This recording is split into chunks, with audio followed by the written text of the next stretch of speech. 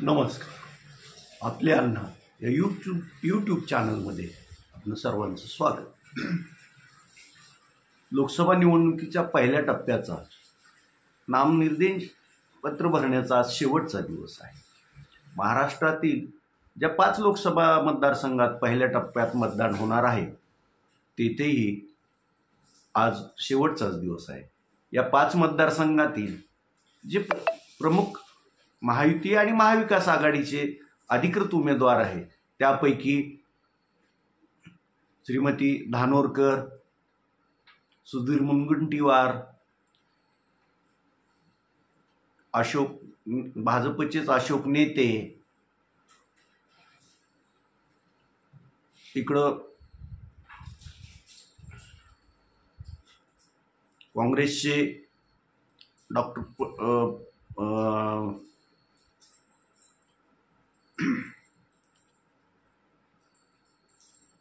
काही 1-2 उमेदवार अर्ज दाखल करण्याचे बाकी आहे. आज भाजपचे उमेदवार, नागपूर मतदारसंघातील उमेदवार, केंद्रीय मंत्री नितीन गडकरी यांच्याबरोबरच काँग्रेसकडून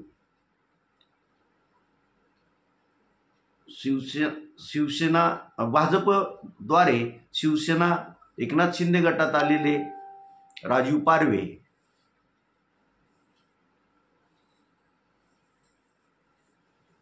भंडारा गोंदियाचे विद्यमान खासदार मेंढे हे आपले उमेदवारी अर्ज दाखल करतील.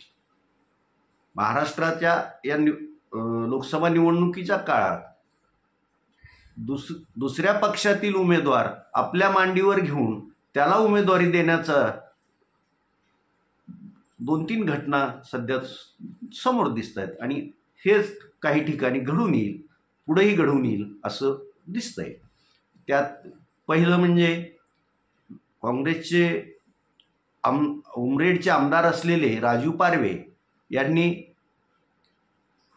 अगोदर भाजप नेते उपमुख्यमंत्री देवेंद्र फडणवीस यांची भेट घेतली.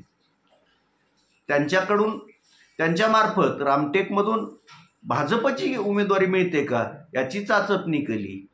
तिथून आपल्याही पक्षाकडे तगडा उमेदवार दिसत नसल्यामुळे देवेंद्र फडणवीसांनी ही जागा शिवसेना एकनाथ शिंदे गटाकडेच राहू द्यायचं मान्य केलं आणि मात्र उमेदवार देताना तेथील शिवसेना एकनाथ शिंदे गटाचे विद्यमान खासदार कृपाल तुमाने यांच्या ऐवजी काँग्रेसकडून आपल्या मार्फत शिवसेनेत राजू पारवे यांना पाठवून त्यांच्या उमेदवारीची त्यांनी सोय करून दिली आहे. दुसरीकडे शिरूर लोकसभा मतदारसंघ राष्ट्रवादी अजित पवार गटाला सुटला आहे. येथे शिवसेना एकनाथ शिंदे गटाला जागा मिळणं शक्य नव्हतं.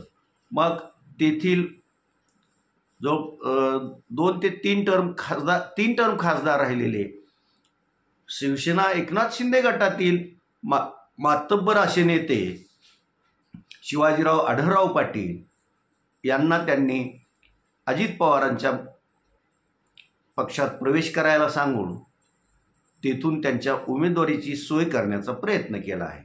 काल शिवाजीराव आढळराव पाटील यांनी मंचर येथे राष्ट्रवादी अजित पवार गटात अधिकृत प्रवेश केला आणि शक्यता उद्या शिरूर मतदारसंघाचे राष्ट्रवादी अजित पवार गटाचे उमेदवार म्हणून शिवाजीराव आढळराव पाटील यांच्या नावाची घोषणा होणार आहे. या मतदारसंघात मग शिवसेनेतून राष्ट्रवादीत येऊन खासदार झालेले डॉक्टर अमोल कोल्हे आणि राष्ट्रवादीतून शिवसेनेत जाऊन 3 वेळेस खासदार झालेले शिवाजीराव आढळराव पाटील परत राष्ट्रवादी अजित पवार गटात जाऊन येथून उमेदवारी घेतील आणि या दोघात येथे लढत रंगतदार होईल. तिकडे नाशिकचा महायुतीतला पेच अद्याप सुटलेला नाही आणि कधी सुटेल याकडं नाशिककरांचं म्हणण्यापेक्षा उत्तर महाराष्ट्रातल्या अनेक नेत्यांचं लक्ष लागून राहिलं आहे. या मतदारसंघात हा मतदारसंघ भाजपला सुटावा असा तेथील स्थानिक तिन्ही भाजप आमदार आणि जिल्हास्तरीय नेत्यांचा आग्रह आहे। तर विद्यमान शिवसेना एकनाथ शिंदे गटाचे खासदार हेमंत गोडसे हेही आपल्याच पक्षाला उमेदवारी जागा मिळावी आणि मलाच उमेदवारी द्यावी यासाठी हट्ट धरून आहे। मग या तिढ्यात आता आर्मस्ट्रॉंग अशी ओळख असलेल्या छगन भुजबळ यांनीही या चाललेल्या तिढ्यात उडी घेतली असून आपल्याला किंवा आपल्या कुटुंबातील कोणाला तरी उमेदवारी मिळावी असा प्रयत्न सुरू केला आहे। जर ही जागा राष्ट्रवादी काँग्रेस अजित पवार गटाला सुटावी असं त्यांचं ठाम मत असलं तरी जर ही जागा आपला पक्ष आपल्यासाठी सोडून घेत नसेल, म्हणजे पक्षाला मिळत नसेल, तर आपण थेट भाजपत प्रवेश करू आणि तेथून भाजपच्या कमळावर निवडणूक लढवू असाही त्यांनी निर्धार केल्याचं नाशिक आणि उत्तर महाराष्ट्रात चर्चा आहे। शिवसेना एकनाथ शिंदे गटातील विद्यमान अशा 3 ते 4 खासदारांना या निवडणूक रिंगणात उतरता, म्हणजे त्या पक्षाकडून उतरता येण्याची चिन्ह दिसत नाही। त्यात प्रमुख कृपाल तुमाने, हिंगोलीचे हेमंत पाटील, त्याचबरोबर भावना गवळी ही नावं असू शकतात। तर दुसरीकडे मराठवाड्यातील परभणी आणि धाराशिव येथील महायुतीतील पेच सुटलेला नाही। परभणीत तर आता महादेव जानकर यांनी परत घर वापसी केल्यानंतर त्यांना तिथून लढवण्याचं, त्यांचीही तिथून लढण्याची आणि त्यांनी तिथून लढावं अशी भाजप सृष्टींचंही मत बनलं आहे। तर दुसरीकडं राष्ट्रवादी शरद पवार गट ही जागा आम्हीच लढणार यावर आजपर्यंतही ठाम आहे। धाराशिवमध्येही भाजप शिवसेना एकनाथ शिंदे गट की राष्ट्रवादी असा घोळ सुरूच आहे। त्यात परवापासून एक नवीन पिल्लू बाहेर या चर्चेत येत आहे। ही जागा राष्ट्रवादी अजित पवार गटाला सोडण्याचं जवळपास निश्चित झालं आहे असं म्हटलं जात आहे। आणि येथून मग जे देवेंद्र फडणवीस यांचे जवळचे असे माजी सनदी अधिकारी प्रवीणसिंह परदेशी यांना देवेंद्र फडणवीस अजित पवारांच्या पक्षात प्रवेश करायला लावतील आणि त्यांना धाराशिव लोकसभा मतदारसंघातून राष्ट्रवादी अजित पवार गटाच्या घड्याळ या चिन्हावर निवडणूक ते लढवतील अशी एक चर्चा सुरू आहे।